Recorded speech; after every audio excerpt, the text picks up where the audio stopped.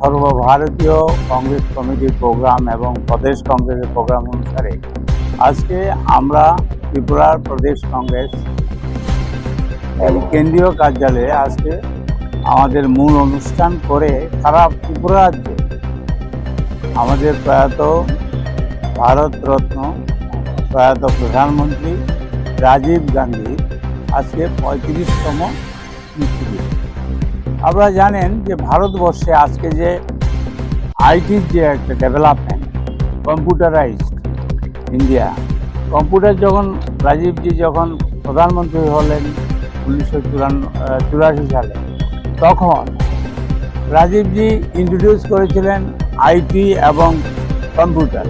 তখন এই সেই বিজেপি পার্টি, মোদির পার্টি এবং অন্যান্য দলগুলি, আমি নাম বলবো, ওরা বিরোধিতা করেছিল, বলেছিল কম্পিউটারাইজ হলে, কম্পিউটার ইন্ট্রোডিউস হলে ইন্ডিয়াতে, তাহলে বেকার সমস্যা হবে, লোক কাজ পাবে না। আজকে দেখা যাচ্ছে যে সমস্ত পার্টিগুলি বিজেপি সমেত সমস্ত, তখন তো বিজেপি মাইক্রোস্কোপিক, সমস্ত সব পার্টি অফিসগুলিতে এখন দেখা যাচ্ছে কম্পিউটারাইজ,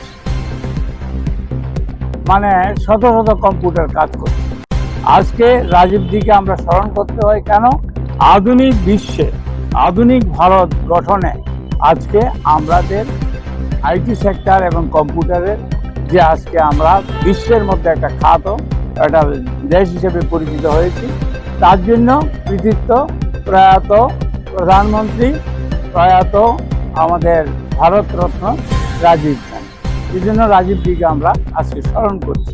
আপনারা জানেন কংগ্রেস একমাত্র দল যারা সব জাতি ধর্ম নির্বিশেষে, মানে সেকুলারিজমকে সামনে রেখে ভারতবর্ষকে ডেভেলপ করতে পারে।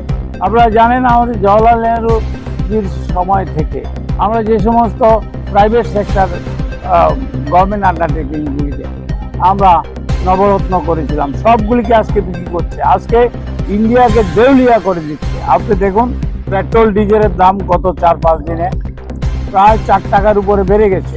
পরশু দিনও আপনার 92 পয়সা বাড়িয়েছে। তাই এটা অত্যন্ত দ্রব্যমূল্য বৃদ্ধি পাবে, বেকার সমস্যা। ত্রিপুরা রাজ্যে তো বিজেপি সরকার, একটা সরকার আছে বলে আমার মনে হয় না। এটা তো গুড ফর নাথিং। আপনি জানেন যারা বিএড পাস করেছে, যারা একটা কোয়ালিটি 50%-এর উপর আছে, বিএড পাস করেছে, টেট পাস করেছে, তাদেরকে শূন্য পদের